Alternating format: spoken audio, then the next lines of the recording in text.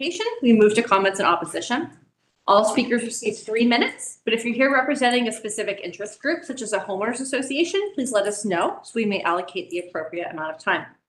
When addressing the commission, please provide your name, address, and nature of your interest in the project. After public comment, the applicant or their representative may request a 2-minute response.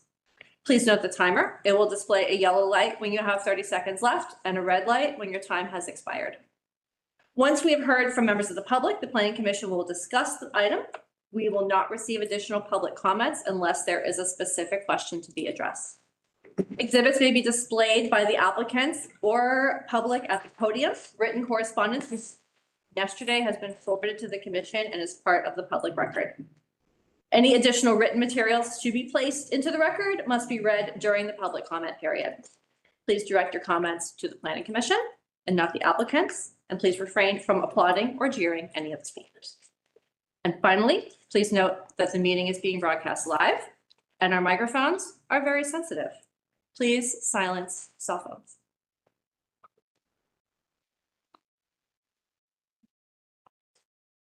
So with that, would anybody like to introduce staff reports with the motion?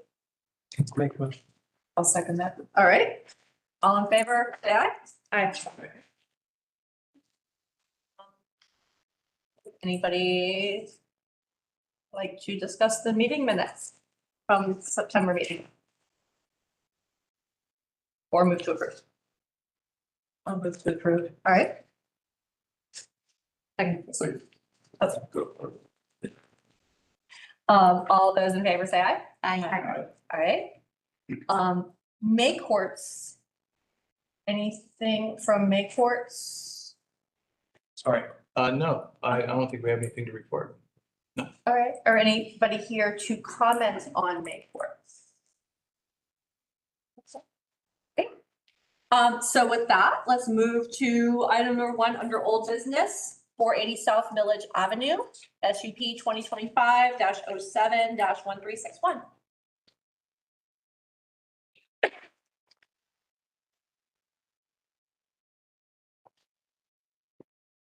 Alrighty, good evening. The following is the staff report for 480 South Millage, special use permit 2025-07-1361.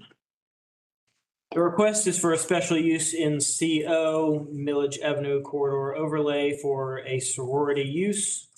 The proposal is to demolish the existing front building and construct a new building for assembly space.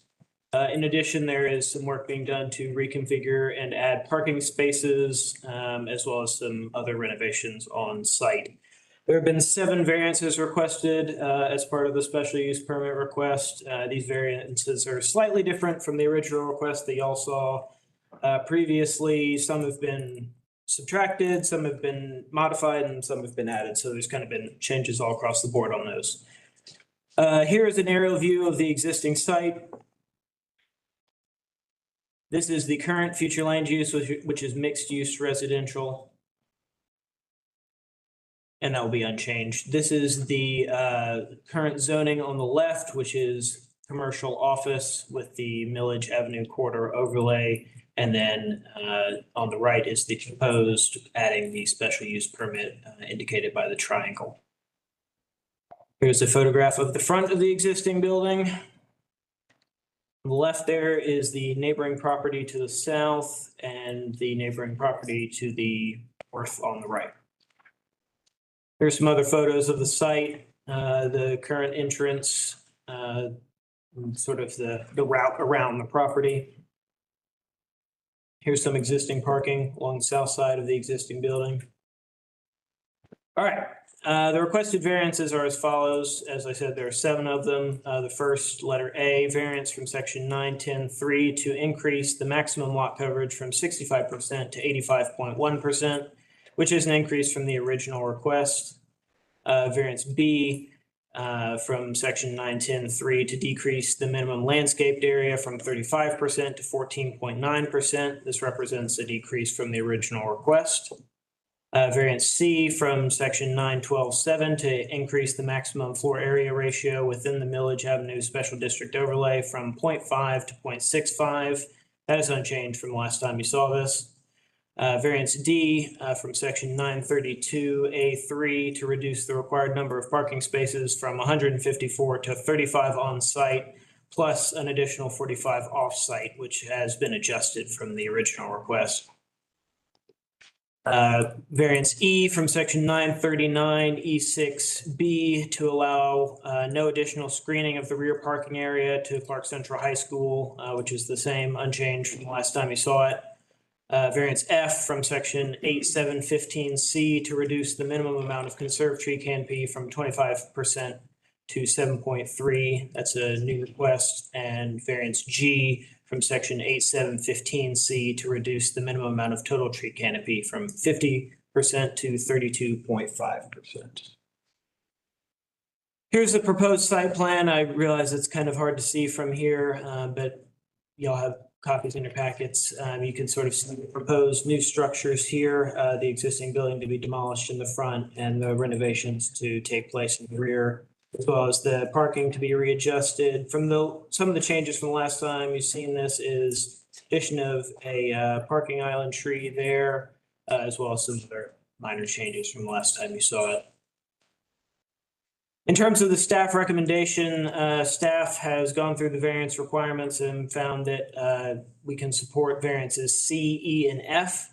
Variance C being for the floor area ratio, which staff has found to be nearly compliant if the basement is not included in the calculation, and given that it's below grade, staff had reason to support that. Variance E for the elimination of the screening requirement would support the retention of existing development on the property. And variance F in terms of the conserved canopy, the trees are already there and you can't conserve canopy trees that don't exist.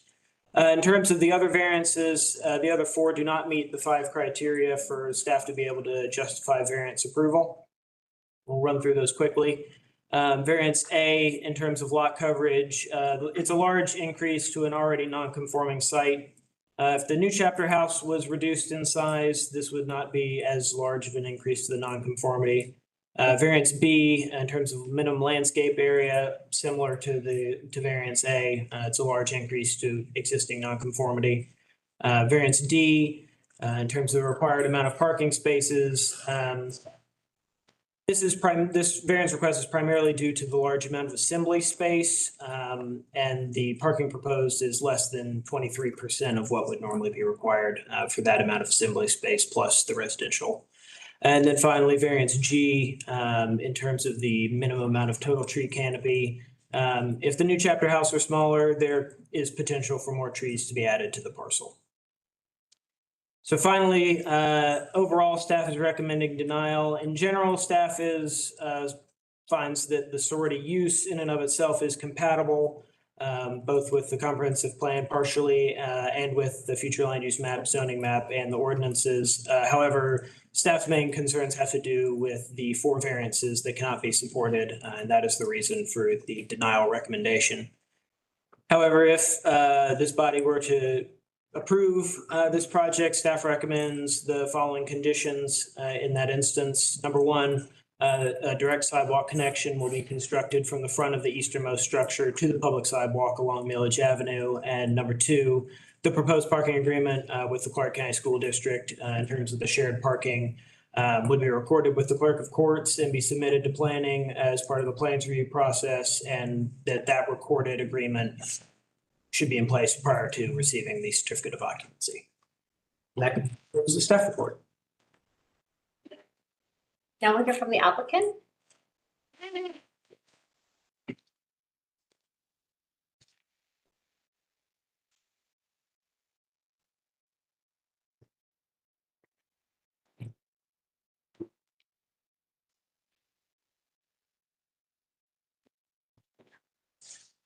Get myself all ready here. Okay.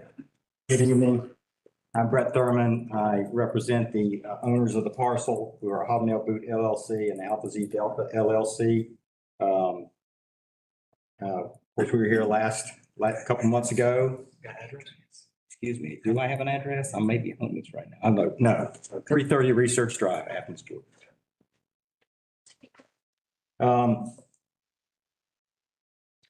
So we were here a couple months ago. You tabled it rightly. And so we went back to the drawing board mainly to negotiate with the fire marshal on what he needed. And we were successful in that. We went back to, we're adding or making the drives, they're minimum 12-foot wide drive aisles. So we're creating 12-foot drive aisles.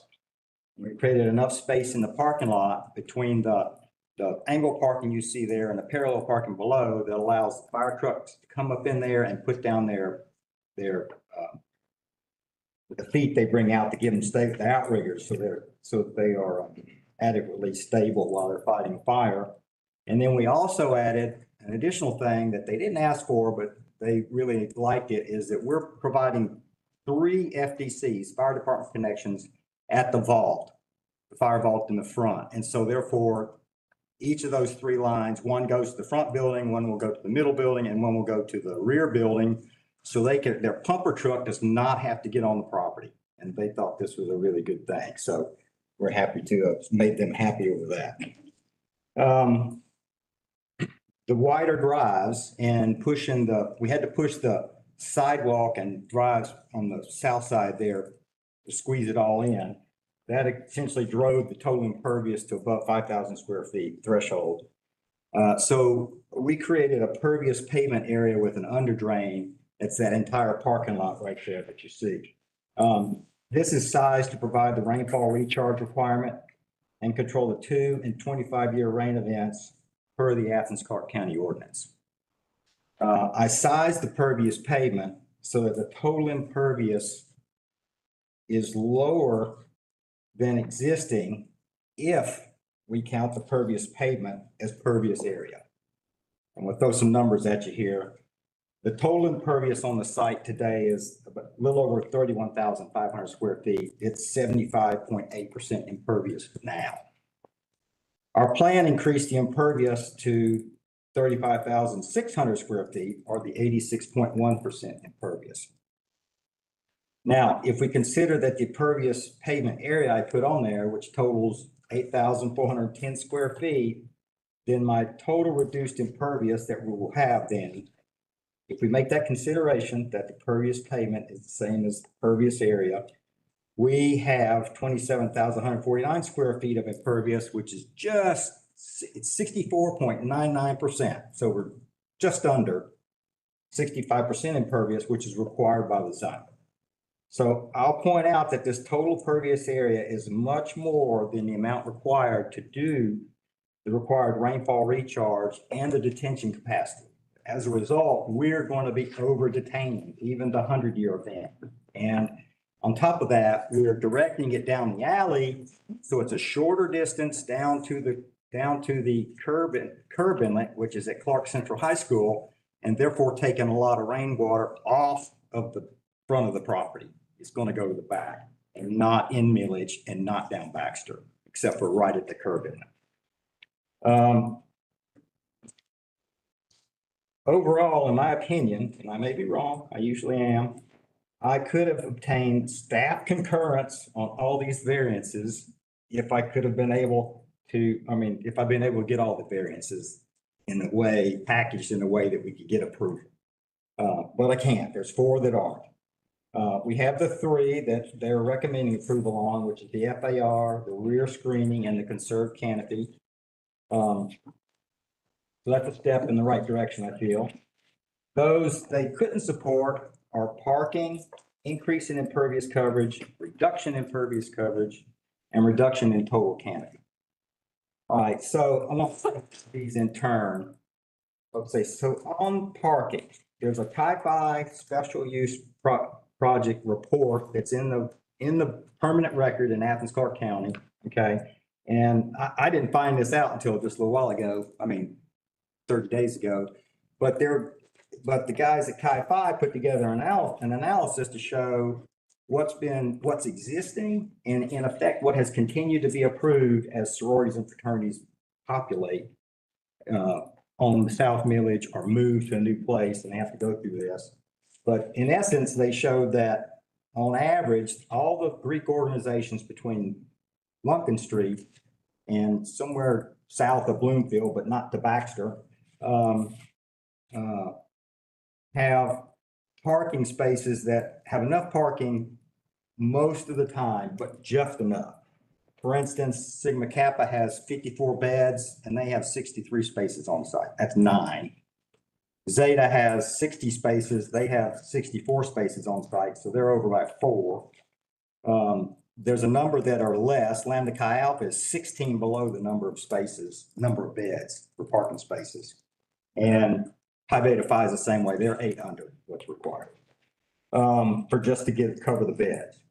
On average, that's total of beds on average in those fraternities and sororities. It's 55 beds, and they've got 57 parking spaces on site, which is 2. So all that to say then is to get down to the punchlines. Our plan is 34 beds and 35 parking spaces. So I feel like we're in the range of what's been previously approved through the mayor and commission process. So impervious coverage increase and pervious decrease. I'm just going to talk these together because they're joined at the hip.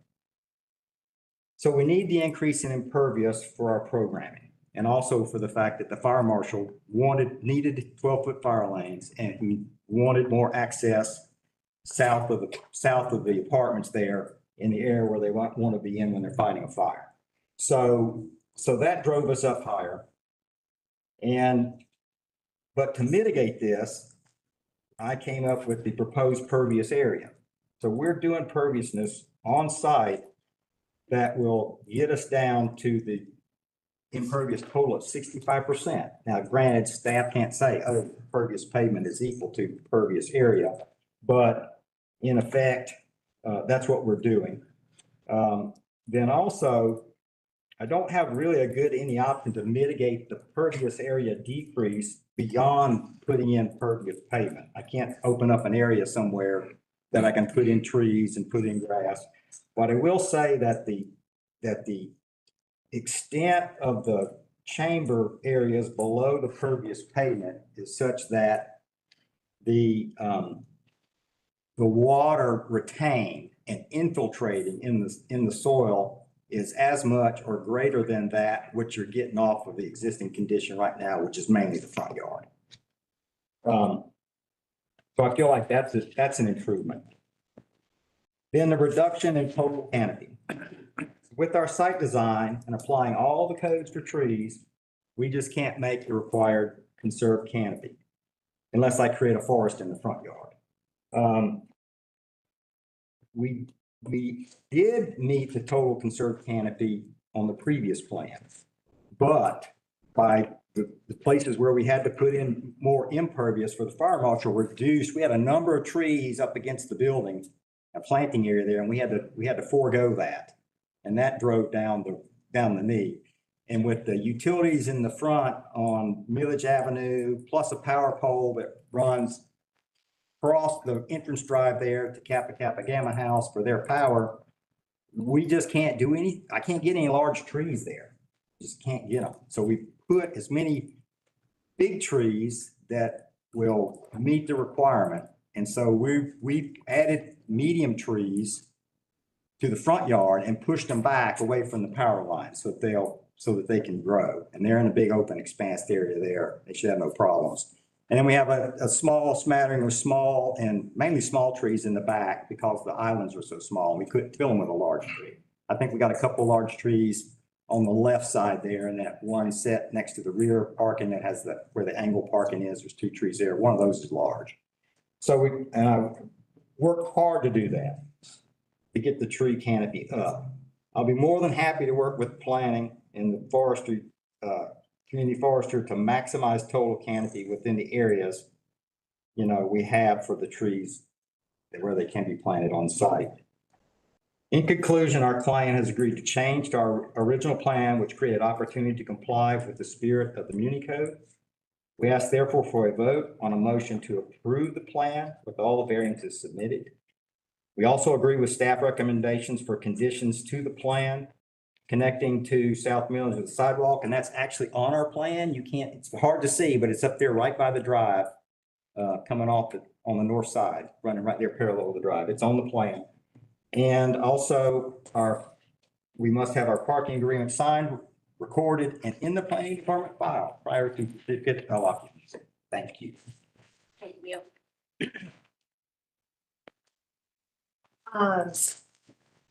No.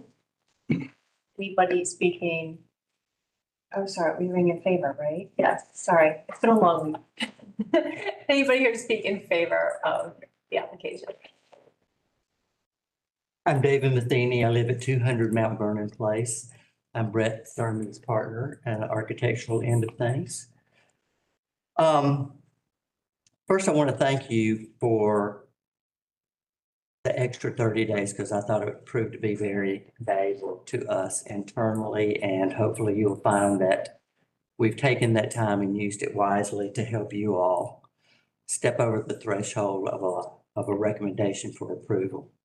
One of the things that I wanted to talk about with regards to parking is that when you do use the assembly space in our proposed buildings, it's not logical that we would have a full chapter room area and a full dining room area and a full study hall area, because these are all the same girls at one time. It's much like a church. When we do a fellowship hall, we don't count a full sanctuary and a full fellowship hall when we're dealing with parking. So I think that we've, worked hard to add as much parking as we can. And I'm very happy that we had a very successful meeting with the fire marshal, and he's extremely happy now and supportive of this project. And so I feel like that we have done what we need to do to try to get this site ready and available for a sorority who much wants to be on campus. And by the way, I had a meeting with President Moorhead, and he thought this was a very good place for a sorority. I just happened to talk about that with him. Not that that would have any influence on y'all, but just wanted you to know that. And obviously, so far, I hope I'm not wrong tonight, that we've not had any controversy about this location for a sorority. And I feel like that goes a long way with the idea that this could be a great location. And of course, we are very happy to accept the conditions that staff placed on this if y'all decide to approve and move this forward to mayor and commission with that approval. And we are happy to answer any further questions that you may have. Thank you. Thank you. Is there anybody here to speak in opposition to the proposal? Is there anyone else to speak in favor? Is there anybody here to speak in favor? Oh, Thelma?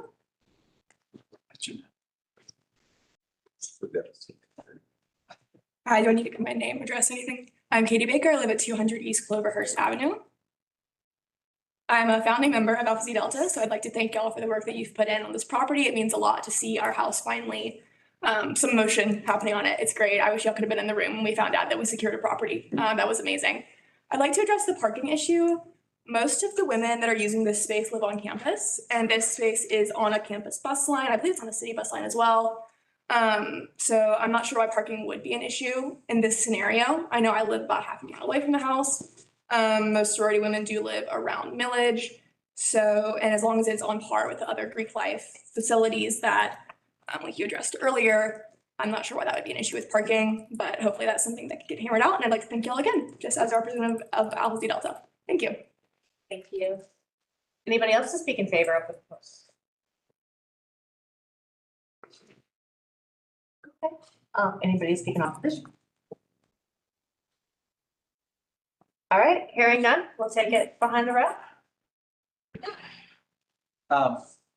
So I have a few thoughts on the variances, and I appreciate the staff report. I thought it was very helpful in thinking about things. And I mean, the sort of bigger picture is obviously as good a location in Athens for a sorority as I can imagine. We had an application for the red and black building a few years ago for a fraternity, which, you know, a block away down Baxter, but all the Henderson Street neighbors were up in arms about that. And because of the location of this with the Clarke County parking lot behind it, and being right on Millage and being next to a sorority, it seems far lower in potential impact on neighbors. And so that's great. I think and I appreciate the staff recommendations on variances C, D, and F, that they thought that the standards were too low. To me, though, for the rest of them, it seemed to me that the big issue is the existing built conditions already don't conform with a lot of the requirements that we're saying that they don't conform with here. And to the extent that they're going further, you know, by increasing lot coverage even beyond what's already there, I understand from the staff report and the applicant's presentation that a lot of that is because Clarke County's asking for more pavement. The fire marshal likes wide driveways, and we want a sidewalks. It sounds like they're willing to do that, but it feels a little bit unfair to hold the increase in coverage against the applicant when they'd be, you know, asked to do that by Clarke County officials and fire marshal policies and so on. So I didn't really have a problem with the increase in the lot coverage, particularly with the Mr. Thurman's point about the pervious pavement. So that some of the, you know, lot coverage is going to absorb water just as much as a grassy meadow would absorb water. So that sounds like a pretty good way to adapt the existing built conditions to their needs without dumping a bunch of stormwater and doing other things that impervious surface often can do. So that seemed all perfectly reasonable. I guess I did have a couple of questions. Well, actually, no, one more thing on the parking thing. 154 parking spots is totally insane for this site. That's the entire site, right? I'm not even sure you could get 154 parking spots on a 1 acre site. So if the code says to do the thing you want to do here, you need to make the 100% of the site parking, then obviously the code's broken. There's something wrong with the code. So I'm not that concerned about the parking reduction, particularly with the statistics about what we seem to have allowed all the other organizations to do. And you know, the member who spoke, you know, who said she lived half a mile away, that's a 12-minute walk or something like that. I imagine that's probably the case that a lot of them would be walking to chapter meetings and not driving. And so I'm just not bothered by the parking at all. So much so that I'm not sure I even support the second staff condition about the required parking agreement being recorded. At least that I'd want to know, you know, I don't think that they need to get a parking agreement for 100 spots that, or, you know, anything near 154 spots. That's crazy. And I think Mr. Matheny's comment was a good one, that, you know, they're not going to be, we're counting all the square footage and generating the parking recommendation, but they're not going to be, you know, if they're using the dining hall, they're not going to be using the assembly space and so on. These are spaces that are used alternately, not all at once. And so, again, I just think that's fair. The calculation in our code is broken and shouldn't be applied here. I did wonder if and then maybe this is a question for Mr. Thurman, if that's okay, is the increasing the lot coverage to 85%. You know, that is getting pretty high. I guess it doesn't, the site conditions, when you drive by it on Village, it's uphill, you just see the front building. And so it's not like it's going to seem like an enormous thing. So I'm probably okay with that, but I did wonder if there's, you know, if there's any way to bring that down. And also you mentioned if you plant, you can't meet the tree canopy requirement without planting a forest in the front. And so my response is, why not plant whatever you can plant in front? And how close does that get you? Well, I'm not sure I can plant large trees in the front and probably get really close to it, but I'm breaking the requirement for, it's going to be too close to the building. I think it's 30 feet, 35 feet. How far from utility line, Steve? Can you remember? From a utility line? From a utility line? I mean, it varies on the utility. For the side, But power. This is power. okay, so yeah, I think it is 30 clear. Yeah, And then you've got distance off the building. that's correct. And so we're boxing ourselves in there, and I could fit medium trees there, but I didn't think I could fit, and maybe one large tree, but I can't fit 3 large trees up in there. And at some point, the large trees become too close together, and the community forests don't like that either. So, I mean, I could take away the sidewalk that goes to the building and add back true green impervious area. But the drives are essentially there, right there between the buildings and the property lines on both sides. And so no way I can go in there and we can add any impervious back in those places. Because then I just bust what we're required to do by the fire department. Thank you. Anyway, I guess that's all I have to say now. So it sounds like that not only are the additional driveways and sidewalks increasing the impervious area, but that's the county's request, but also it's eliminating some tree planting sites. And so I'm inclined to think that they've met the standard on reducing the total tree canopy as well. I have a question for staff. Why is it that the pervious pavement doesn't count as why does the pervious pavement count towards the impervious surface coverage? So it's lot coverage. So lot coverage is the term that we use. So even pervious paving is paving. And if it's this was the rationale that was given from, at the time, the commission that was in place that put that reading of that definition into the code is if it's being paved for some purpose to put something there, particularly if it's a vehicle, but it could be other things, that is lot coverage. And so pervious paving in and of itself, even if it has a coefficient that allows for percolation at the same rate as turf or as some other organic material, that's the only similarity. The other things, the heat of it, the fact that it's being used for something to be put on top of it, the inability for it to grow things and have the other benefits of that kind of growth, that puts it in a different category. So it's the pervious is not the same as a landscaped area. And that's what the way the code is written is for landscaped area versus lot coverage, if that helps. That does, thank you. And just another question. These problems, these were issues in the first application we saw, right? Like these didn't come about because of the changes due to the fire marshal. Like these were already problems. The variance request, Yeah. These were the same requests before the changes for the fire marshal were made, right? They're right. So there was a discussion with the fire marshal after the first submittal, and there were as the applicant noted, there were some adjustments made. But Yeah. yes, these issues existed prior. So it's not because they changed it for the fire marshal that there is a problem with the maximum lot coverage. I That's think, pre-existing. and I may be putting words in the applicant's mouth, so you may want them to come up and explain, but there was a change in the width that did cause some of the vegetation, for example, the conserved canopy had to change because of that adjustment. That is one cause and effect. Okay, thank you. I think like my general thoughts on this is, if you came and asked me where in town should we put a sorority house, I would say Millage Avenue, and there's not a whole lot of places on Millage Avenue to put a new sorority house. And so I think this is a real good location for it. I would like to try to make this happen.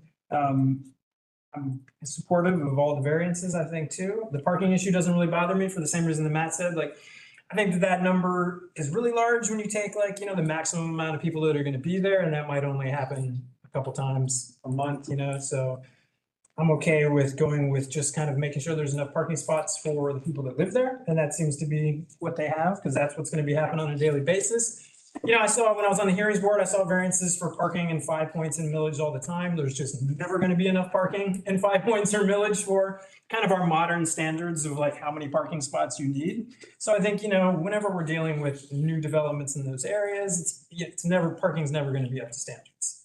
And I'm okay with that too, because, if we're going to try to make town walkable in places, and using public transport, then don't give everybody the option to park, because people have a parking spot, they're gonna drive. So sometimes I think that not having enough parking for everybody can actually be a good thing and encouraging people to use alternate modes of transportation.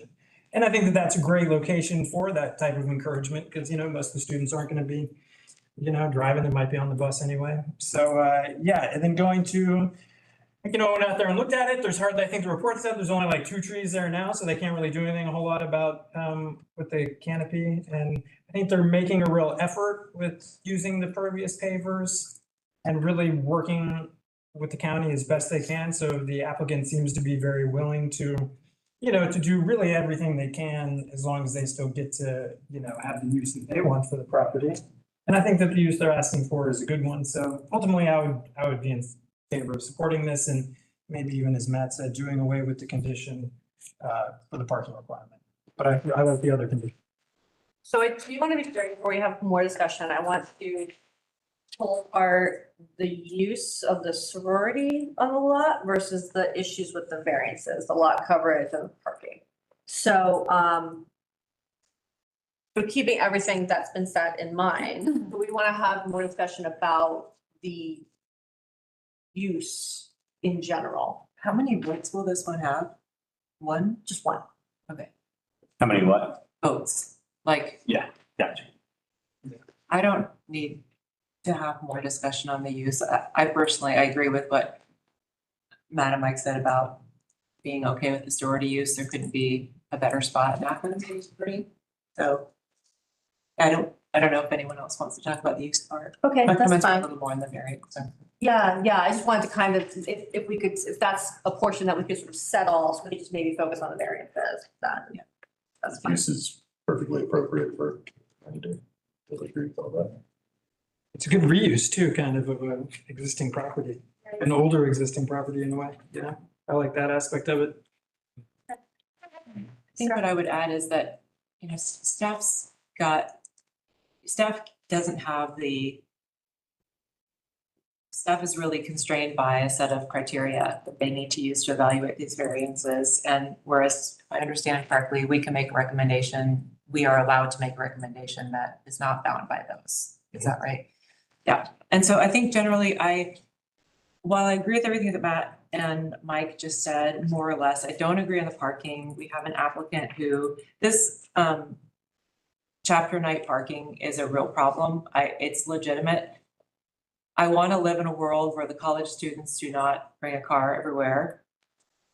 And we're not there yet, but we're getting there. I think that more people are getting used to walking and using transit, but I think in this case, we have an applicant who has offered a parking agreement. It is literally for 5 o'clock to 7 o'clock PM during the school year. So it's an hour from 5 o'clock to 7:30, 2.5 hours. So to me, it's kind of an insurance policy.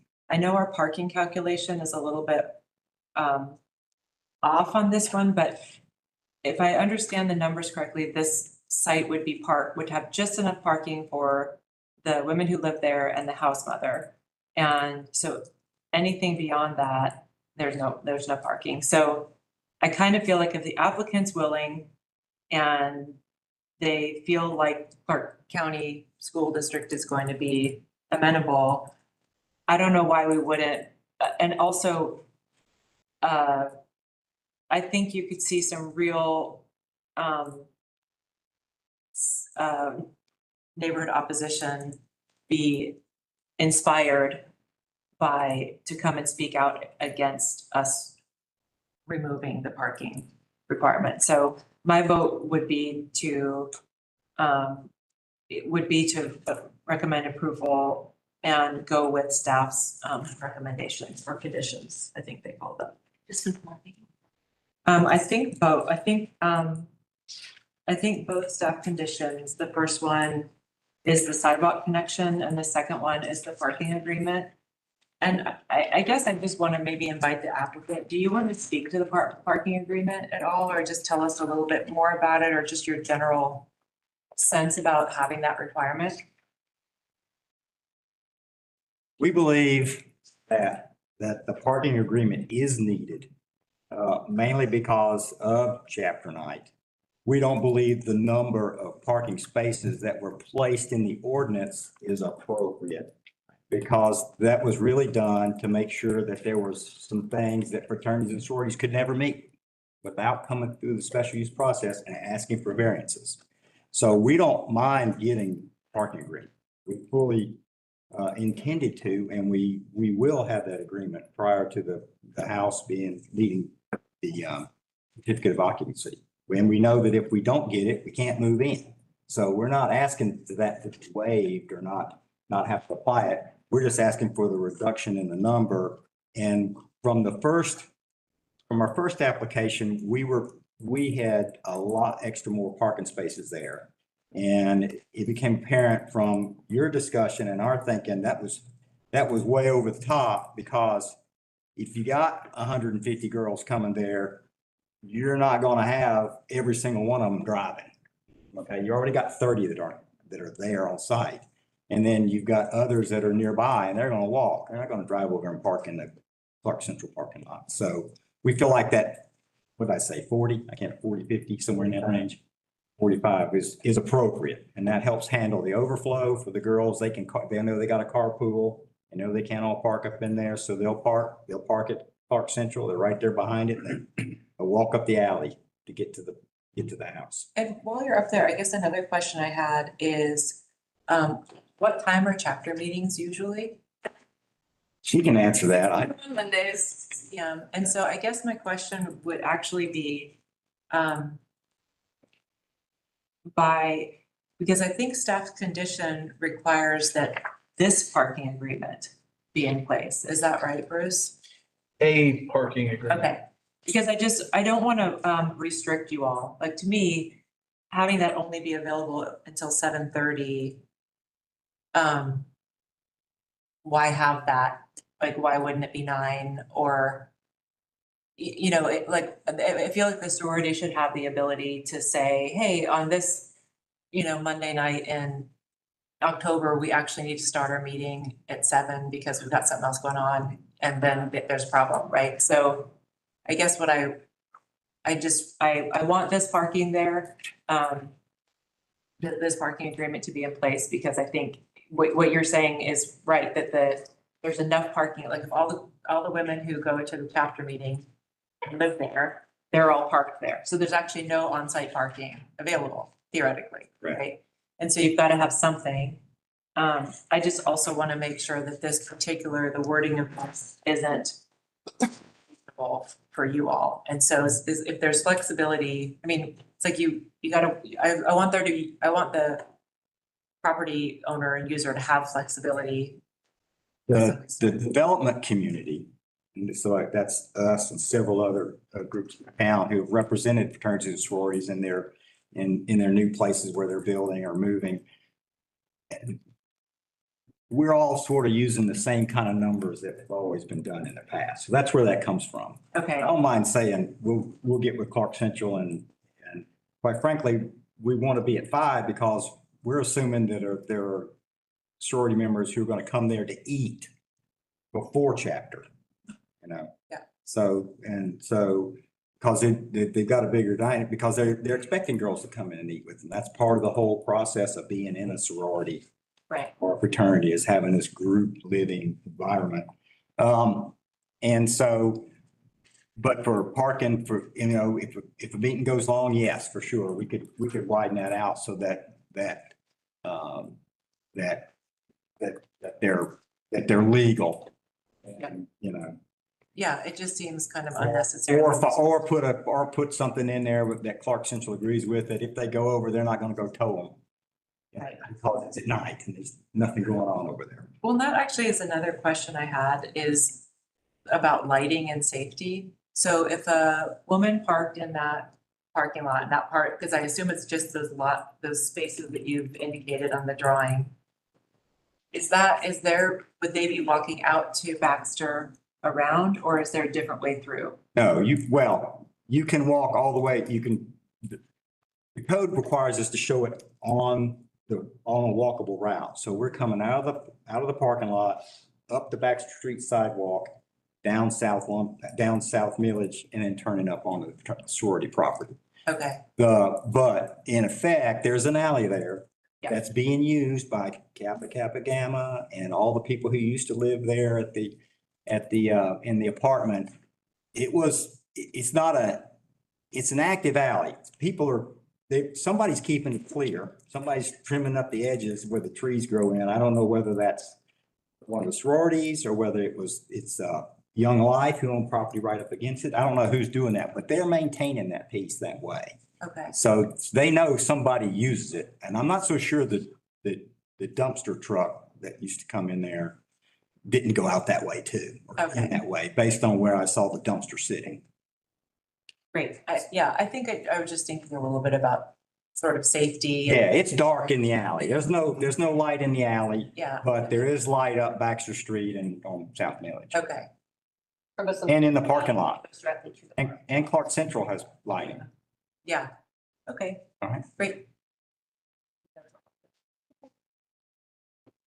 Right. So my main concern with with putting the parking, I think, as a condition is, I think maybe we mentioned it before the meeting, was about like, what if the school district just changes their mind and doesn't want to renew this parking agreement anymore? And parking agreements always do have that chance that you're kind of putting a third party into the middle of this that can't always be controlled for. And we've seen parking agreements in the past go away, like that property that used to be a Locos or whatever that doesn't have any parking anymore. So I guess my main hesitation would be putting a condition on there to where if that parking agreement went away in the future, like I think we should encourage them to have a parking agreement, but I wouldn't want to see them have to like shut down all their operations there just because the school district changes their mind. And I don't know, would that be a possibility if we put that condition on there? It's like 20 years from now, if the school district's like, we're not going to make parking agreements anymore, period. Then would they have to close down? I wonder if the answer would be to remove the Clark Central from that condition.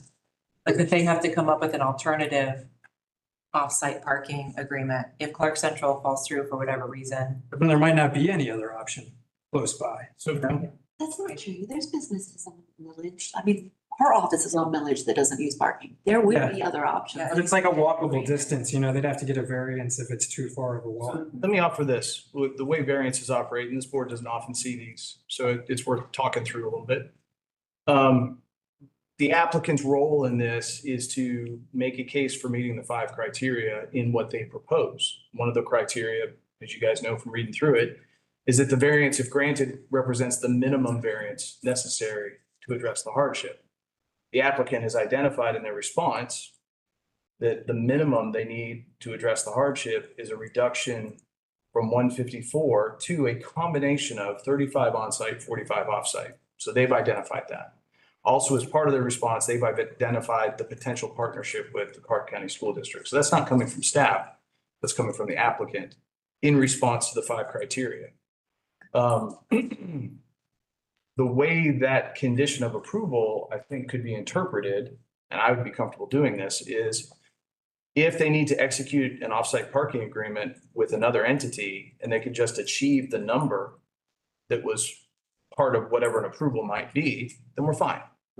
If the provider of the parking changes, I don't think that's the substance of the condition.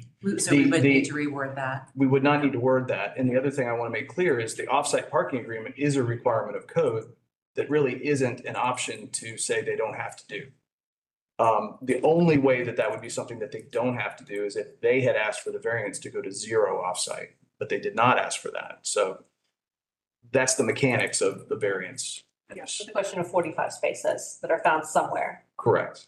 That's right. It doesn't matter who it's with. Well, it just matters that it hasn't already been claimed by somebody else through an offsite parking agreement. So there aren't many of those left on Millage. Maybe, what Sarah said about the parking persuades me, I think it does make sense to include the second condition. And I hear what Bruce is saying too about, if there were a different one, Bruce would interpret the condition to not really mean Clark Central. But, one of these days we'll all be dead, including Bruce and maybe the planning director in 30 years, 50 years. Won't remember that was said at this meeting. And so I'm going to make a motion, and I'm just going to suggest that after the words Clark Central High School, we insert or appropriate substitute as determined by the planning director, right in the condition, so that it's always known that the planning director has discretion and nobody needs to come back to this body to say like, oh, we got it with, somebody else now. Can we do that? Like, I think it ought to be explicit. So I'm going to make a motion to approve with the requested special use permit with the requested variances, and to find that the criteria for the variances are all satisfied, and to approve with the staff conditions, inserting the words after Clark Central High School, inserting the words or appropriate substitute as determined by the planning director. I'll second that. Any other discussion? Okay, do a vote? All right, motion to approve all variances and the conditions with the extra wording there. Gary, Yes. please. Yes. Beresford, Yes. Paul, Yes. McLaughlin, Yes.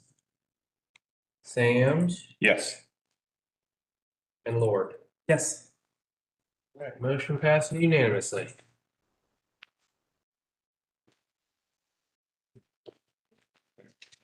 So, let's do business. Item 2, items of tabled, a text amendment regarding home occupation. Okay,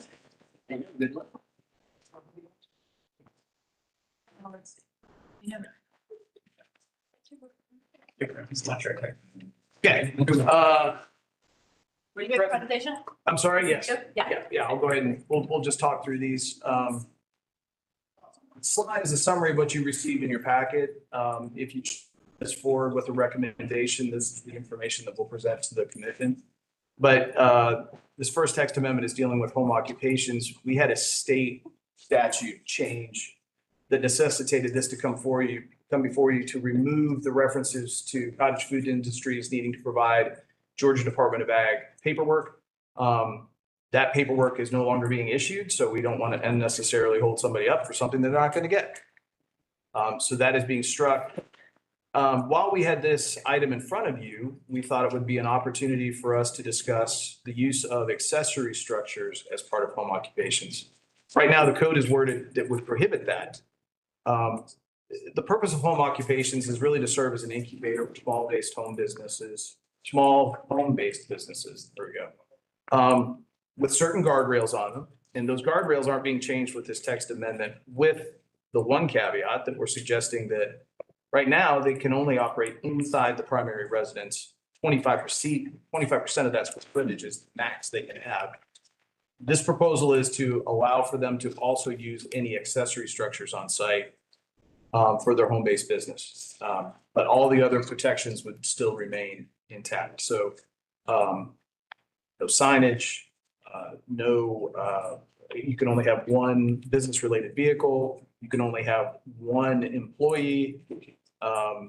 There are certain uses that aren't allowed. There are very certain ones that are. Those things remain in place. So happy to answer any questions you may have. But this is one of those things that's in our code that actually sets us apart from some other communities, that allows for an administrative approval for somebody to start a business out of their home, which is kind of cool. Yes. Question. Is the 25% total for both structures combined? No. Or is it just 25% of the primary structure and then also you can use the accessory structure? Correct. Okay. So scenario, if somebody had a home-based business with online sales and they stored the materials in a shed, up to 25% of the home could be used for the home office.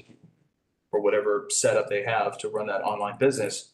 And then the material that they're shipping and receiving could be in a shed that in an accessory structure on site. Right now, we couldn't say that that was okay.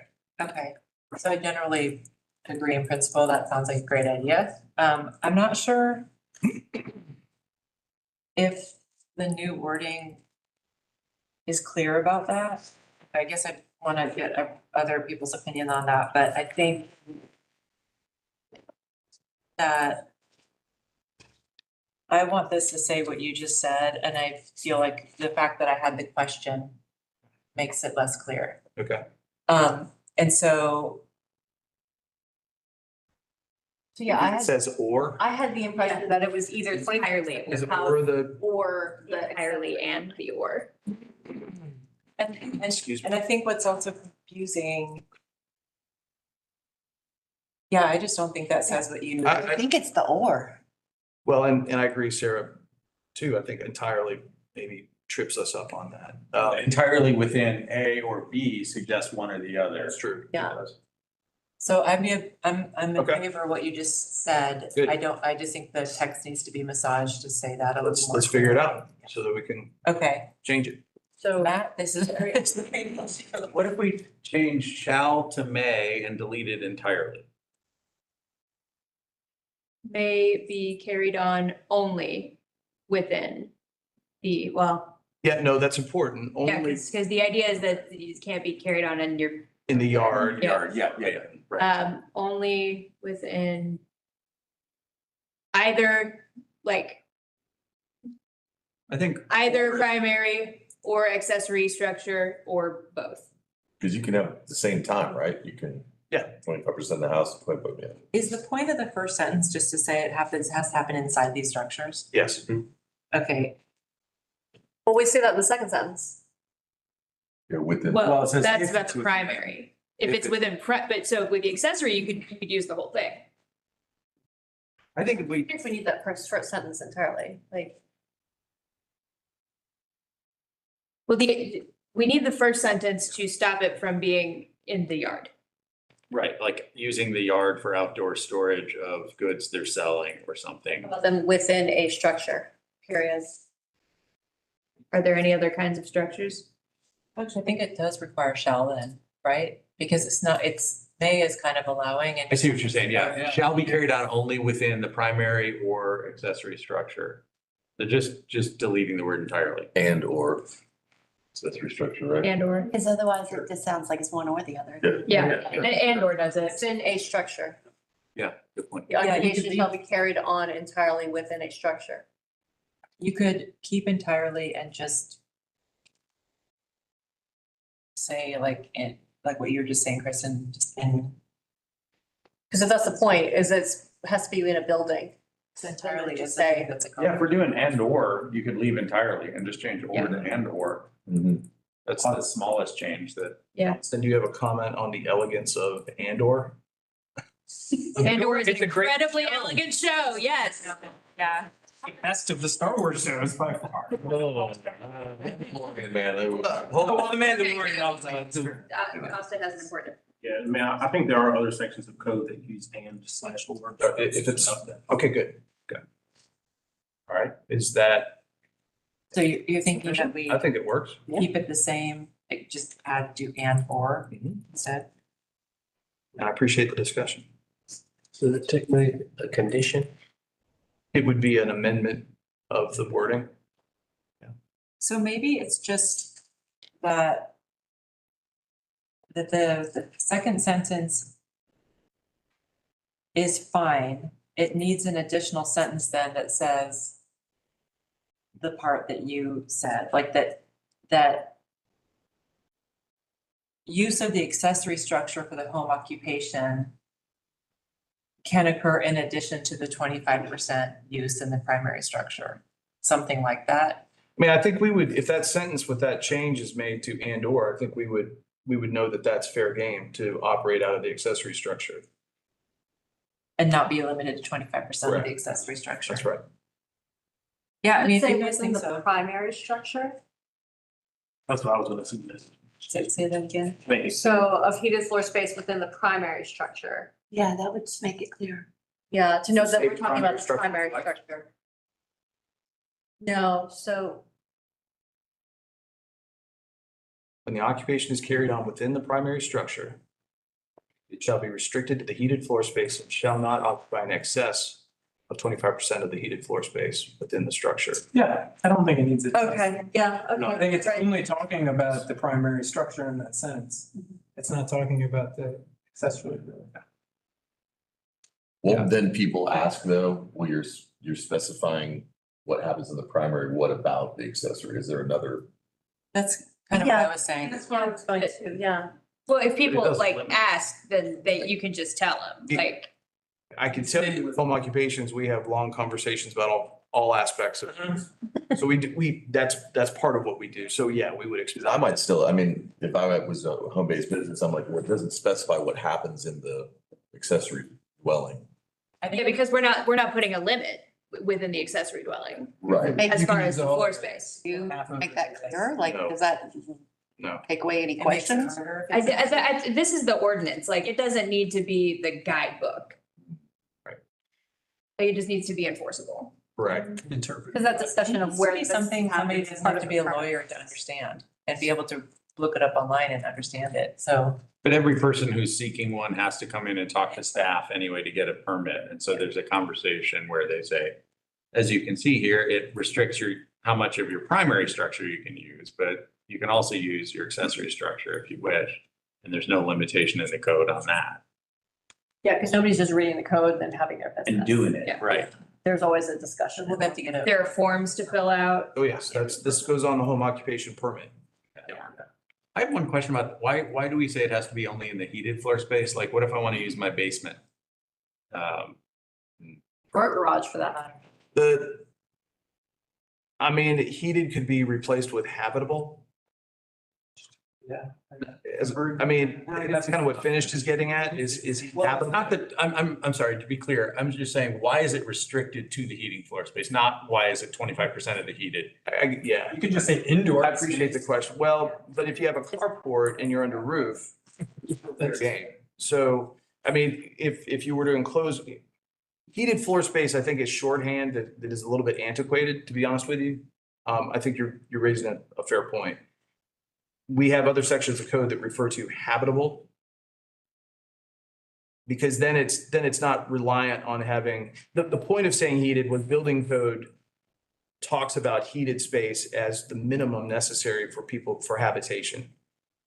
I think to your point, if you had a basement, you didn't run ductwork down there, but you set up your table and, your computer, and that's where you had your home occupation, that should be okay. Is that fair? I think that should Then be it's okay. zero. It's good. I'm wondering why it says it shall be restricted to the heated floor space, because, you might be storing goods down there. Well, That was gonna get to my question. so the overarching purpose of this is not to create mini storehouses. Yeah. To not, management of scale is important. That's an underlying sort of metric on this to make sure that neighborhoods remain neighborhoods, and that if these things happen, they're kind of happening as a very, very subordinate function. So taking a crawl space or your eaves and turning it into warehousing is not the point. So the point is to keep the scale at what's suggested there. So habitable floor space takes away that heated kind of thing that we have to worry about or be mindful of. If it's habitable, it wouldn't be your 3-foot tall crawl space underneath where you shouldn't really be anyway, conducting your business. Thank you. There you go. Well said. But if I've got a home occupancy business and I'm selling something online and I'm allowed to store all of my goods in my accessory building, wouldn't I be able to do that in my basement? Well, so the thing about an accessory building is they're typically made for you to walk in and walk out. They are habitable in that sense. Your basement, if it's a basement for walking in and walking out, fine. That's where I agree with changing the word heated. We don't have a requirement for your basement to be heated. Right, So if heated were to be swapped with habitable, but an unfinished basement would still be considered habitable. we would, we're not going to keep you out of your unfinished basement. So you could, let's say you live in a 1,000 square foot house. you have 250 feet devoted to a home office to do your thing. You also happen to have an attached garage. You could use your garage, but it doesn't fall inside of 25%. So your attached garage is not an accessory structure. Right. Right, so So that, your so attached you're right, garage is you've not used up your heated or space. habitable. You've used up your 25% inside the house. And then your garage isn't heated. Well, Garage is not heated you're or already, habitable. it doesn't matter about heated or anything. You've used your 25% without the garage in your scenario. So you're done. 25% is what you get to do. You don't get to use that and an attached garage. You're Yeah. using 25% of the primary structure. I see. So You're right. saying that that's Storing the goods in my opposite. garage, I am out of compliance.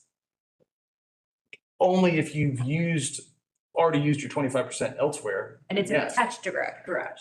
If it's It's part of the detailed. primary Whole structure, thing. you have 25%. Mix and match it however you want. It counts as the habitable space. That's something to say. So the spirit of the ordinance that I see is we don't want a business taking over the habitable part of the house and turning it into a business. Right. Okay, so if I sell Beanie Babies and, I couldn't wait to say that. I do not. I've seen your website. If I sold modern age Beanie Babies, and I stored them in my garage, I'm still living in my house.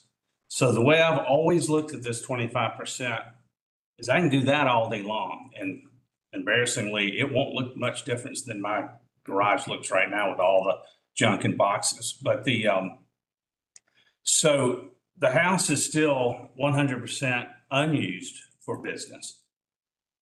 I'm allowed to use 25% of the heated portion of the house, not just the covered, which is the spirit of this that I've always seen it, is we don't want to turn the house into a business. I mean, a full-on business. So I'm hearing a lot of things that are now pushing back and now counting the garage, which I don't believe the garage should be counted. And again, I'm not storing any business stuff in my garage, for the record. I have an office, but my point is, it sounds like we're pushing back and we're going to start counting the garage. And in real estate, you don't count the garage in your square footage anyway. So it's kind of normal a little bit. If this is where I live and I've got a garage here, it's not counted in square footage. So I don't feel like we need to start counting a garage as, or even a basement to some extent. The built out part gets complicated. Are you following what, right? Yes. It just sounded like we're trying to make that part of the 25%. And I don't think that's the correct way to start wording it. Well, that's what it currently says, right? Heated is what it says today. Right. Okay, so if we So it's a change garage. it, so we're in the world of the garage, if it stays heated, we can't use the garage because it is not in the heated floor space. But we can Or it use doesn't it. count. It just doesn't Wait, count wait, against the 25%. No, shall be restricted to the heated floor space, right? Yeah. So we can't, so as it's written, we can't use the attached garage, we can use the unattached one. As it's written, we would be opening the door for an unattached accessory structure to be used. If you're in the house, Yes, it's heated area only. yes, It's currently worded, yes. yeah, okay. And that's. And if Scale. we changed it to habitable, would that be the same? I think we would argue, no, it would not be the same. I think we would argue, and I would, as staff, we would be looking at habitable area would now be inclusive of the garage, the carport, those areas where they're built for habitation, not for sleeping necessarily, but for being and, Okay, moving around with intention. it sounds like it makes sense to me to change heated to habitable. Then actually lower the amount of space that you. Yeah, but then if you start counting the garages, yeah, that Well, lowers. no, because right now you cannot use the attached garage or basement or whatever, because it is restricted to the heated floor space. I thought the 25% was only the 25% of heated floor space. No, any occupation within the house is restricted to the heated floor space. And shall not occupy in excess of 25%. Yes, so right now you cannot use that attached garage, but if we change it to habitable, then you could. it would count as your 25%, but you would also have more floor space that's counted in total. Is that a correct interpretation of it? The number that you're applying the 25% to would grow. Yeah. So you'd get more. And the amount of place that you could Yeah. use. So I think that's, she yeah, did I was have- thinking about it. Yeah. My read on this is we want to be able to have our Beanie Babies in our garage. whether it's attached or not. If we did some business in our living room, like, because they're in the garage and that would be okay. And it would increase the floor space. So the 25% could include a little bit of like your kitchen table, right? As long as we can include, yeah, because I agree, like, I think we should be able to have it in the garage. Yes, so changing heated to habitable. And then one question about this. Does code enforcement ever go around and look in people's garages? Yeah. So in all seriousness, when we do get complaints and whenever we have a code enforcement issue, the very first thing we do is we look at the address to see what we've issued permits for and what we haven't, what kind of communication have we had about this property. If we've had a home occupation permit issued there, and if the complaint is related to something that's potentially connected to that home occupation, we see if the numbers match up. That's cause. That's probable cause for us to go kind of take a look. We have a home occupation here. If there's a complaint about noise, if there's a complaint about stuff in the yard, we've had an example, landscape business. They got a permit to run the office function of the landscaping business out of the house, and they were at 2% of the floor square footage.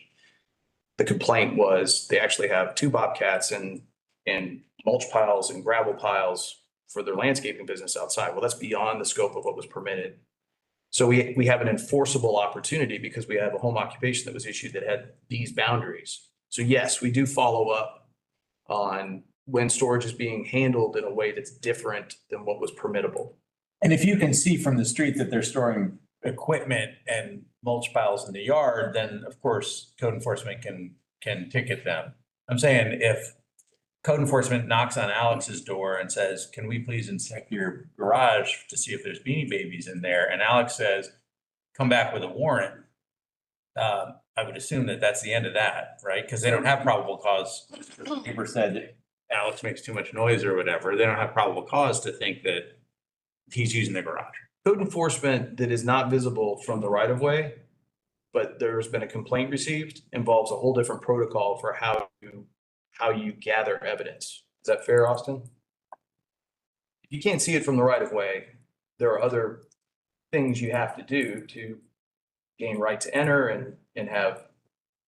I think what I'll say is if a resident denies code enforcement entry, they have the option to pursue like an inspection warrant in municipal court. Otherwise, they don't have access to the property.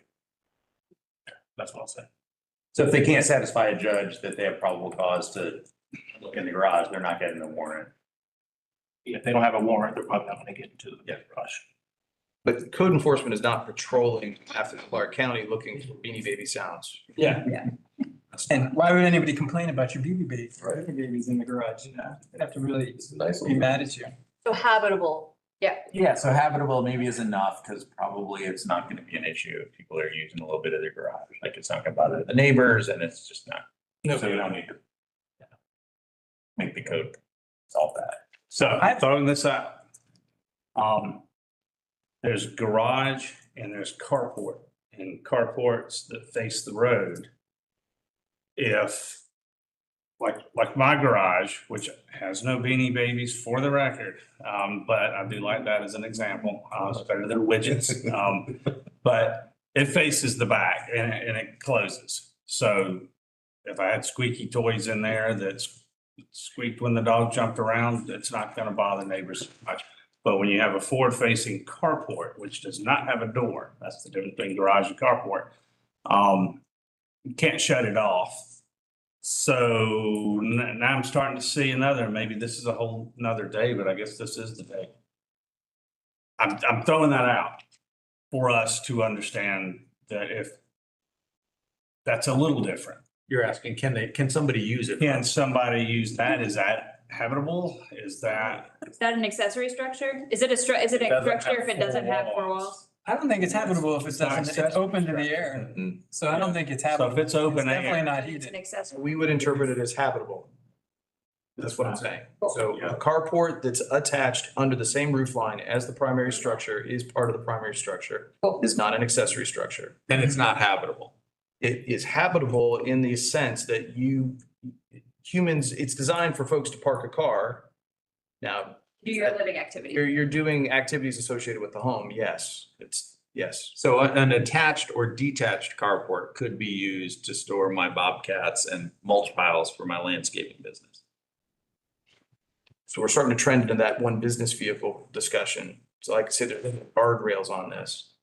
But not to say that a bobcat's a vehicle, but if we start to get to that level, trailers they're licensed. So you have to make a choice. Do you have a business trailer or a business truck? You don't get to have both. That's how the code's worded right now. If the carport is a structure, so we're not talking about somebody's tailgate tent or a playscape or something like that. If it's a structure that gets a permit, the way this would word is that could be an accessory structure pursuant to all the other code sections that relate to accessory structures. And this text amendment would allow you to operate your home occupation in that accessory structure, whether it's a carport, whether it's a shed, whether it's fully enclosed or partially enclosed. If it's a structure, it would be okay. If the carport's attached to the house, we're now part of the primary structure. And if we change the word from heated to habitable, we would include the carport square footage with the calculation of the 25%.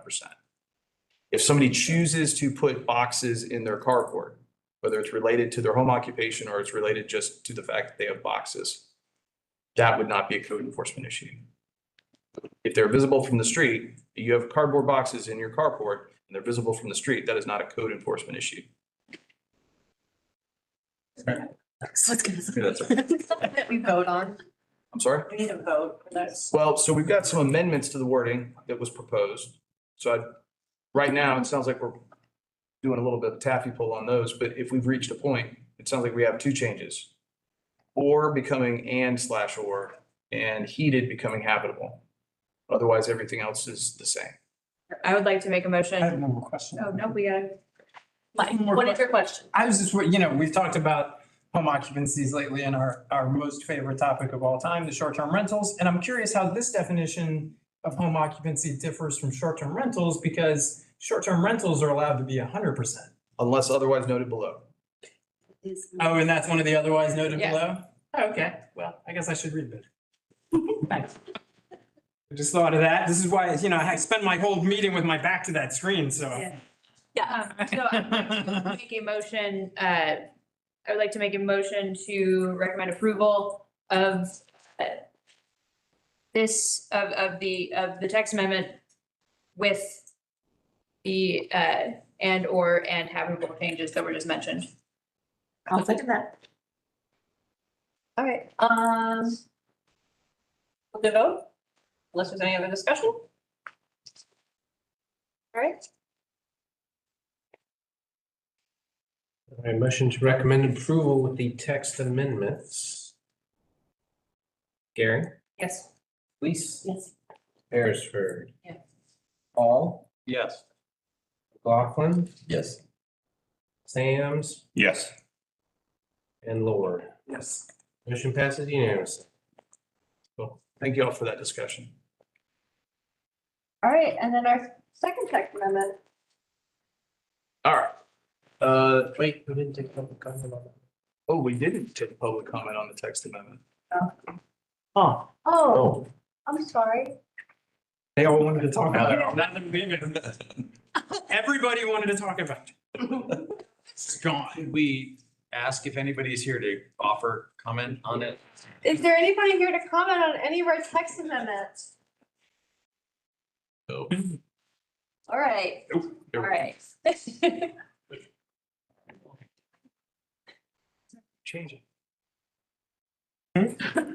Just the Bible font underneath text amendment. I keep changing that and it keeps going back to like whatever that is, 2 points. Oh, it's so tiny. Veterinary clinics dash various sections. Incredible shrinking text. It's tiny. Okay, so this is a text amendment related to veterinary clinics and kennels and the way that they are regulated in the zoning code. Right now, we have a couple things. All of this is predicated off the fact that vet clinics, when our current code was written, not just presumptively, but in fact, we had most vet clinics offer kenneling services. And so they were kind of seen as one and the same. And that slotted them as special uses in many categories because the kenneling aspect was found to be problematic next to neighborhoods and things, the noise, sometimes the smell. And the type of operation was different when you had a kennel. Use tables were also amended to allow for kennels, but we didn't revisit the vet clinic function. So this is a chance to kind of finish that work. We've already got kennels and vet clinics divided out in the use tables. What we don't have is that sort of comprehensive look and cleanup to show them as distinct things. Plus, we have a trend over the last 10 to 15 years of veterinary clinics more and more not offering kenneling services other than overnight accommodation of a pet that's being treated. And so that is exempted in this wording that we're proposing, is that if a vet chooses to keep an animal overnight, it's indoors and it's for treatment, which is related. It's not because you're going out of town. So series of text amendments here to the use charts. Staff is recommending a modification in the AR and with the commercial zones CD, CO, and CN to allow veterinary clinics by right. Instead of looking at these presently as we do as special uses. This puts it on par with other medical clinics. In the AR zone, staff found it to be a reasonable fit for a vet clinic to be in our rural areas. Tends to make some sense, a little causality there. So what we were looking at was that medical center issue, but then we realized that prohibiting vet clinics in the AR zone wasn't what we wanted to do. So we pulled it apart. We didn't mash it up with medical and office uses. We let it sit as its own distinct use because of that AR issue. And then we would want to make sure that it's understood that if a vet clinic does have a kennel, then it would be regulated with kennels. The kenneling function, if it was a commercial kennel, we would now regulate it as a commercial kennel. The vet clinic would be sort of subordinate when it comes to the use tables. And then this is just a quick summary. It was in your packet of where these proposed changes would take place. So happy to have any questions on this one. I thought this made a lot of sense. I did just have one comment on the amendment to 9-2-1.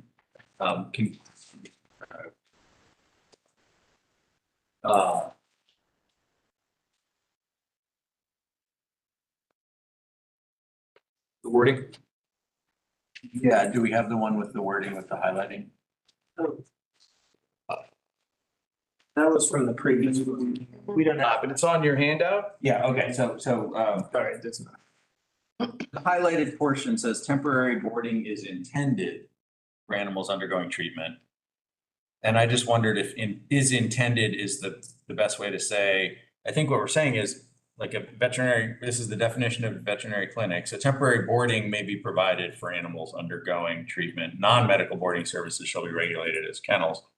I just thought that might be clearer. Because I don't know, is intended, like passive voice in ordinance language is never ideal, and is intended by whom, and are we saying that veterinary clinics have to do that? You know, just I think it might be clearer just to say replace is intended with maybe. I had another thought too, for the first sentence. I kind of wanted to switch around, so it read facility for the treatment and temporary boarding of domestic animals. Flip the order Yeah. So just flip the order of it.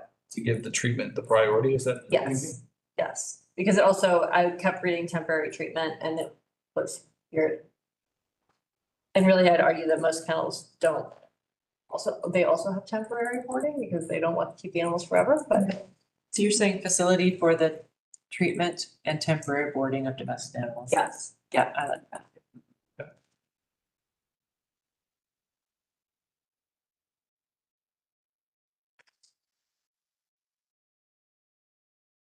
Very good.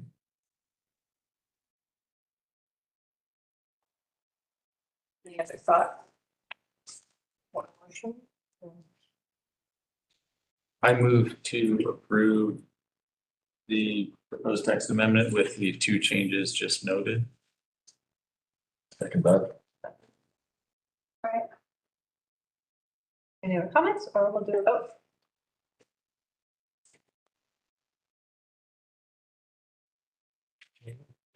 Motion to approve with amendments. Aaron, Yes. Elise, Yes. Beresford, Paul, Yes. McLaughlin, Yes. Sam's. Yes. Yes.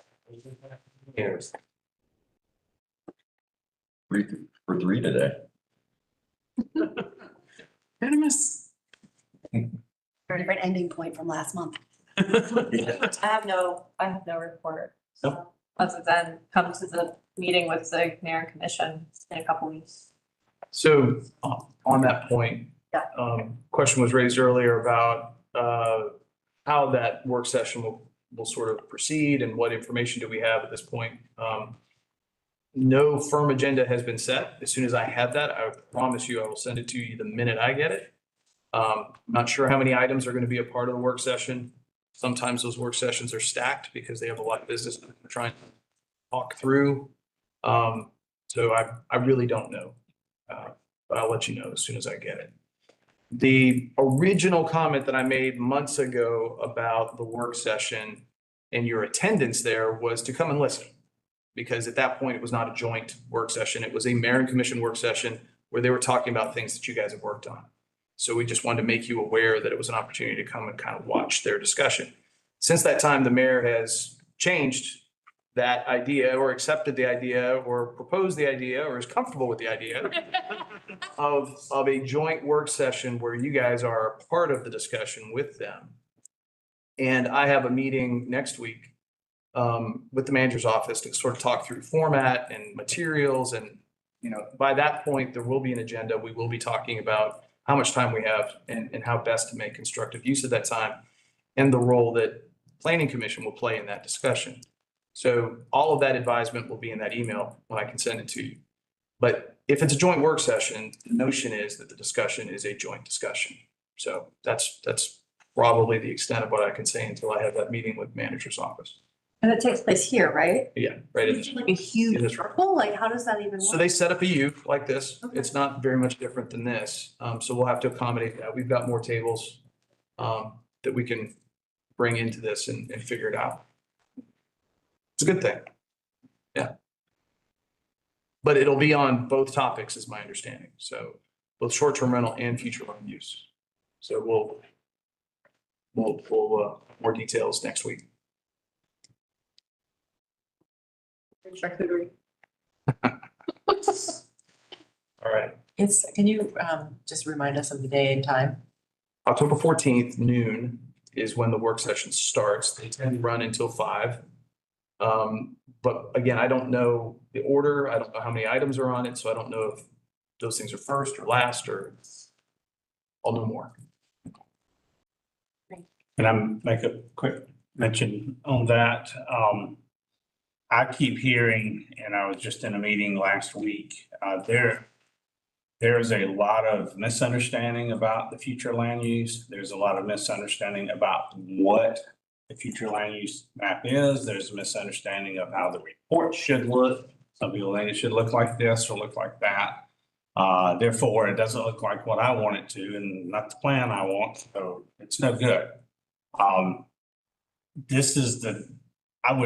It sounds like this is a great time to make sure the mayor and commission understand because they get so many different things thrown at them. And this is a big one and it is political. It has already become political. I hear about it in political meetings. And so I'm going to brush up on it. I'm probably going to reach out to Bruce and the gang to make sure I'm brought to speed on where the discussion may go. But I see it as a great opportunity to help the mayor and commission understand what we see and what we understand. Part of that's for me as chair of that committee, and then part of it is us having gone through with the vote on this. So I would urge us to ask Bruce questions, ask me questions, make sure we are able to help them through, because I don't think it's gonna be one of these, well, why did y'all vote it through? That type of thing. I think it's help them understand as they go forward on this. I can tell you, the conversation that we're gonna have, one of the things I'm gonna organize my discussion for next week. Really as clearly as I can, and I think we need to answer the questions of who, what, where, why, and how. Not where. Well, where it's arranged on the map, I guess, but who was involved in creating this map? Why is this just a map and it's not the entire comprehensive plan? Because there is some confusion about that. Those words get used interchangeably and they are very distinct things. Why is this being done off cycle and not part of the comprehensive plan? So we're going to answer that question. And there's a very clear answer. It's what we were asked to do as part of the last comprehensive plan. Was the first item of business was to do a new future land use map. There it is. So most everything has an answer. It just has, for the benefit of our elected leadership, they need it all in one clearly understood session, and then let them start to ask the questions once they have heard those facts. And there will be questions, and that's good. That's a good thing. The goal of this is to have a future land use map that the community endorses, that the folks that represent the community can feel comfortable with and also endorse.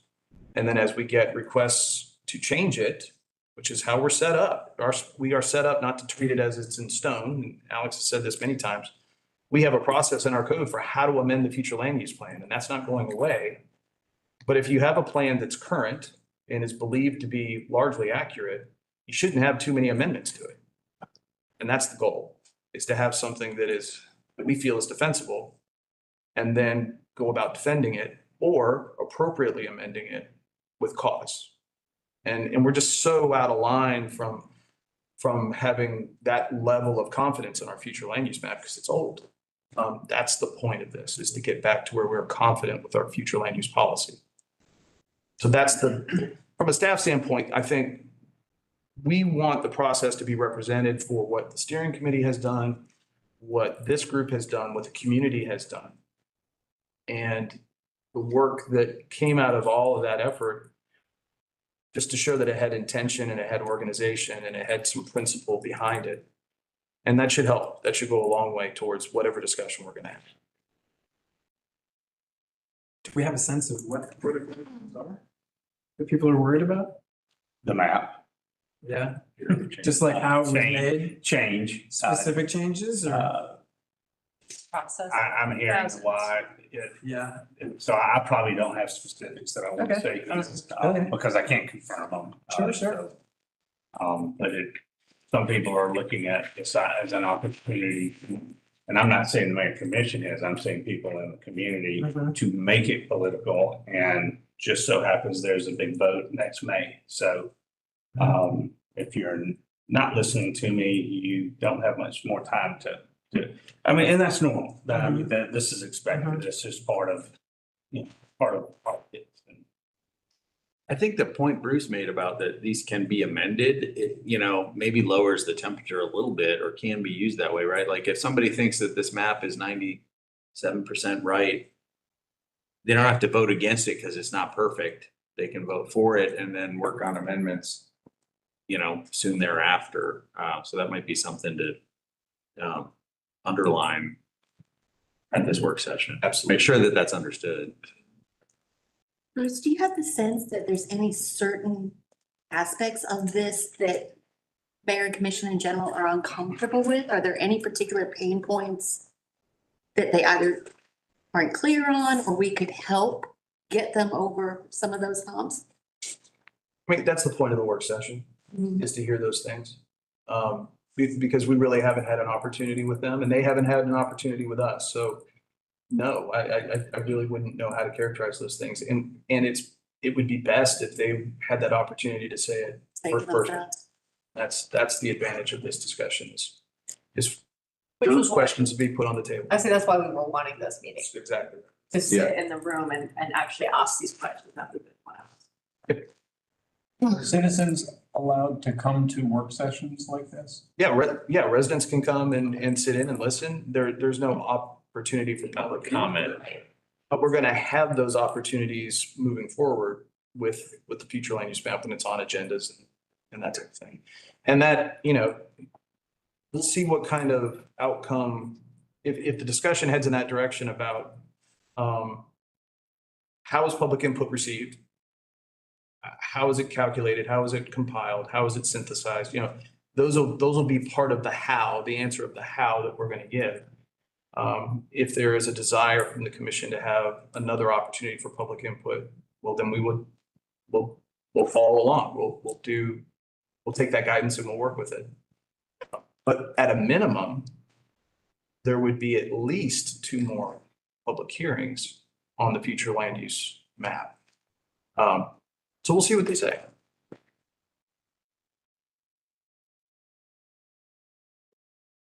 And there's been a lot of public input.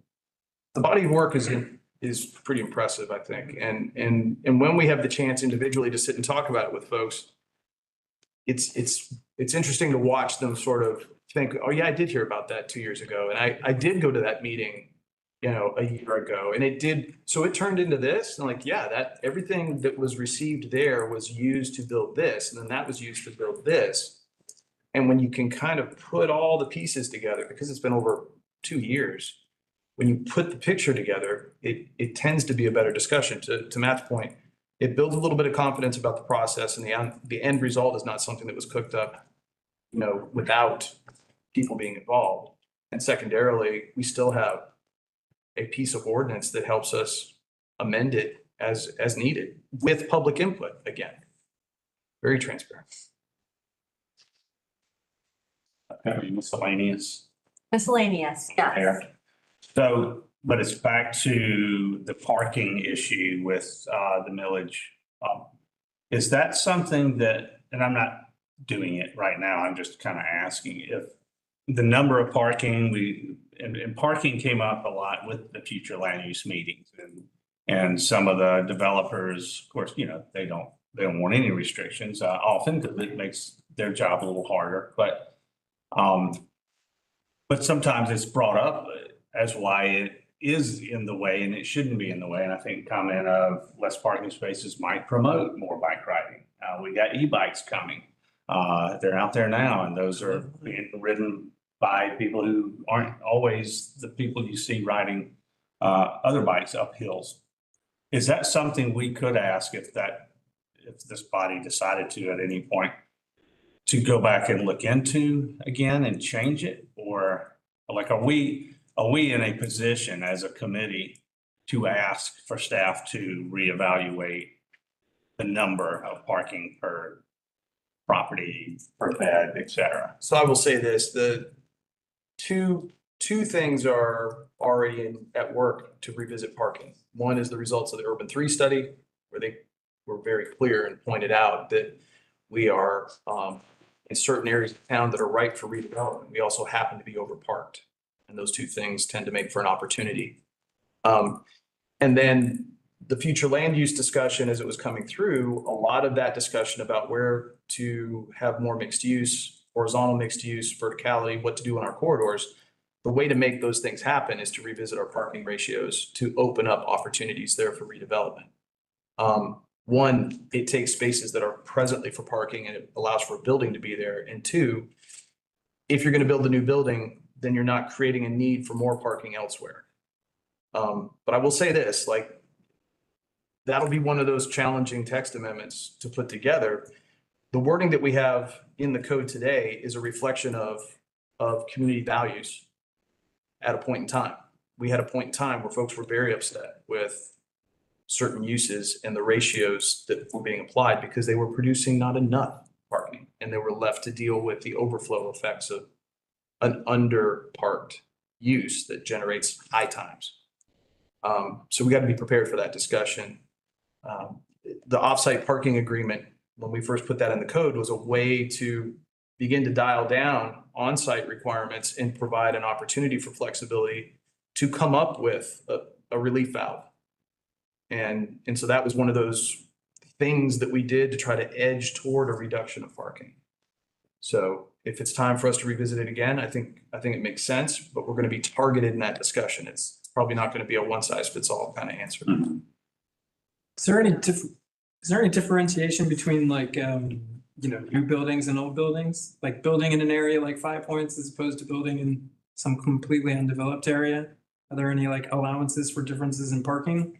I guess on whether it's already a built environment or not? That's something we'll get into for sure. Yeah, because that would seem like that would be helpful. Is it, is the infrastructure there to provide an alternate mode for folks to get around or is there Yeah. not? And Yeah. that all matters. Yeah, because it does matter, especially in places that are like 5 Points in Village.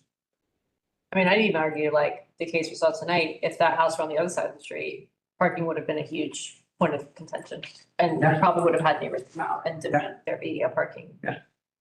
So. I think it goes to show how good a location it was that nobody came out to speak against it. But I'm just saying like how that idea of requiring the parking can Yeah, continue exactly. on a dime. Yeah, for sure.